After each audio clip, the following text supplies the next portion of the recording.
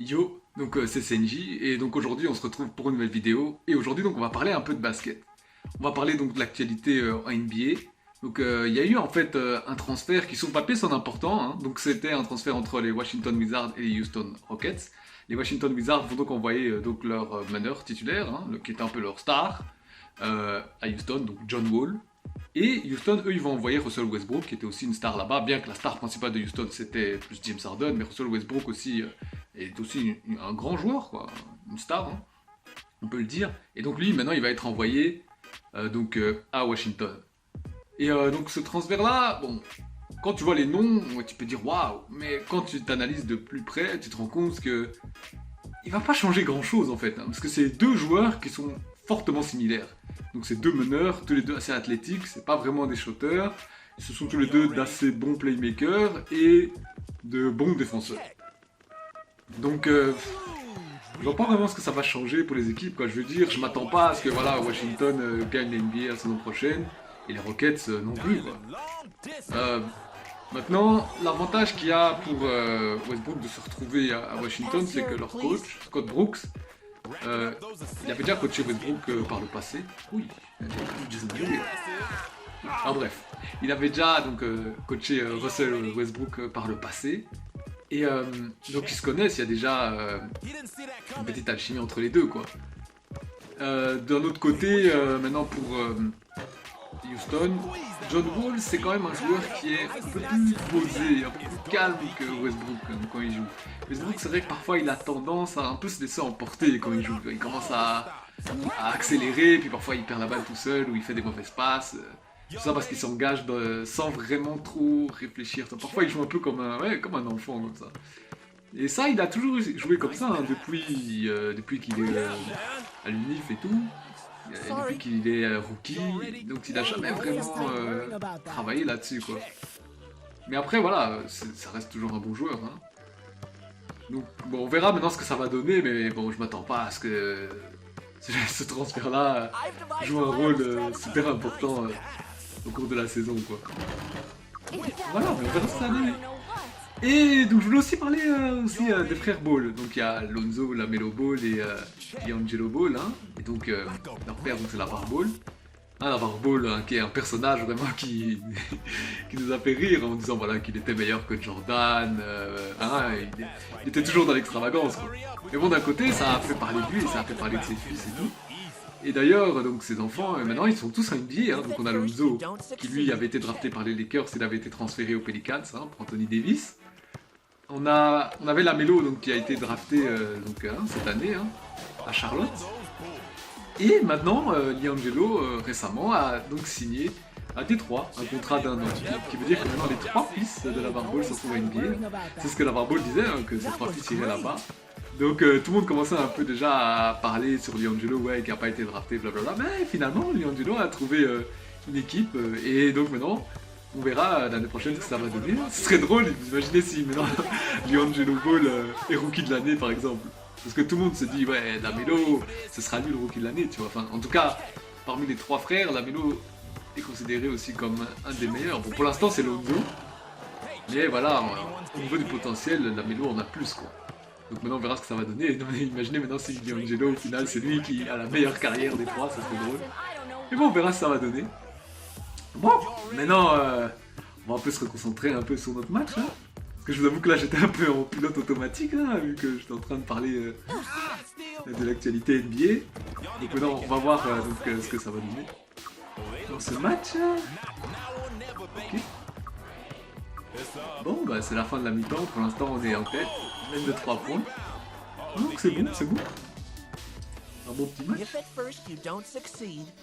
Alors, qu'est-ce qu'on va prendre comme joueur là moi, je regarde toujours, hein, je veux voir ce que les autres veulent prendre. Là, je suis. Ok, Williams, Cindy, bon, je vais rester sur Faye. Bien en soi, c'est vrai que sur William là, je suppose, hein, parce que beaucoup de gens ils aiment bien jouer William en tant que big man, donc ils auraient peut-être préféré que je prenne un shooting board ou quoi, mais de toute façon, Faye, bon, c'est un joueur qui peut aussi être mis dans tout type de line-up. Parce qu'en plus, sur Edge, quand même des cartes, donc elle sait shotter. Donc c'est bon, ça devrait marcher. Hein. Ok, William qui nous fait des drives, hop, il la sort, 3 points. Ah, deuxième chance. Ah non, c'est chaud, j'aurais pensé. Ah, j'aurais peut-être pas dû faire la passe. Ouais, il y avait un Pedro. Non, j'aurais pas dû lui faire la passe. Heureusement, William a pu récupérer. Ouf. Ça va, on n'a pas perdu la balle. Je drague dans le coin, je prends un shot. Ah, bon, aujourd'hui, Faye, elle peut pas mettre ses shots, on dirait. Non, c'est pas grave. Oh, bon, le Fred, il trace. Vous avez vu le Fred? Regardez-le. C'est n'importe quoi. Ça, c'est un truc aussi voilà, que je trouve ridicule dans ce jeu, c'est ça, c'est les cartes là. Tu vois, encore les cartes de shot et tout, ça va, mais les cartes de vitesse. Donc maintenant, ça fait que t'as des joueurs qui vont hyper vite, quoi. Ça devient ridicule. Ouh, William là, il nous a fait un beau petit move là. Drive, layup. Ok, William, on te voit. Regardez-le, regardez ce Fred, regardez sa vitesse. Regardez. C'est n'importe quoi. Aïe. Ah, j'étais trop loin, j'avais voulu aider. Ah, ça va, tout ça il a raté. Ah, William est bien placé. Ah, ouais, si, voilà. Un bon petit layup là. Non, il joue bien le William là. Le Razer là. Ah, c'est un très bon joueur. Regardez cette vitesse, c'est n'importe quoi. Il drive même pas, il fait juste des allers-retours. Hop, feinte. Aïe, je pourrais pas l'aider. Non, je suis pas assez rapide pour ça. Non, t'inquiète, ça arrive. Après toi, le gars va tellement vite que bon, je dirais dès qu'il fait une feinte, tu te dis qu'il va shotter quoi. C'est pas toujours facile. Et puis il a aussi le quoi, voilà, il a le quick point, là, c'est une animation de shot qui est rapide. Donc c'est pour ça maintenant ça devient compliqué de défendre des shoots parfois. Ouh, là ils ont laissé Cindy toute seule. Et puis en plus comme elle flex là, le petit shot en faisant passer la balle derrière le dos là. Aïe, si. Et en fait ce qui s'est passé en fait c'est qu'ils ont voulu switcher, donc le Pedro voulait aller sur le William, comme Pedro il est très fort en interception hein, ce perso. Donc il voulait aller sur le William justement on a dit pour le gêner, hein, pour l'empêcher de pouvoir faire ses drives et tout, mais le Fred n'a pas compris du coup, il n'a pas switché donc Cindy s'est retrouvé seul. En attendant là maintenant ils ont marqué donc c'est à nous de revenir. William, attention, il y a... Dommage. Bon, c'est pas grave, ça arrive. Ils ont raté, c'est bon, on a récupéré Torbon. Alors Cindy, hop, elle me la remet. Hop, je remets, elle est seule. Ça va rentrer ça, ouais. Bon shot. Ça va, on mène, hein. 20 à 18, hein. C'est quand même serré, on doit faire gaffe, on doit rester vigilant. Ah! Oh non, il bug. Oh non, ah c'est dommage, là c'était un bon match, ça se termine comme ça craint. Enfin je dis ça craint, d'un côté je gagne, hein, donc mais ça craint quand même, parce que c'était un bon match. Oh non, mais en plus on sait même pas lui prendre la balle, ouais, donc il est très loin dans le bug. Oh putain, c'est dommage. Ah, il va me prendre un temps mort. Il reste combien de temps? Il restait pas beaucoup de temps, hein. Est-ce qu'on switch de joueur ou pas? Oui, je crois que je vais quand même switcher, je vais prendre un joueur qui est frais, comme ça moi j'aurai beaucoup d'endurance, on sait jamais. On sait jamais qu'ils égalisent ou quoi et qu'on doit aller en prolongation. Au moins j'aurai un joueur qui est frais.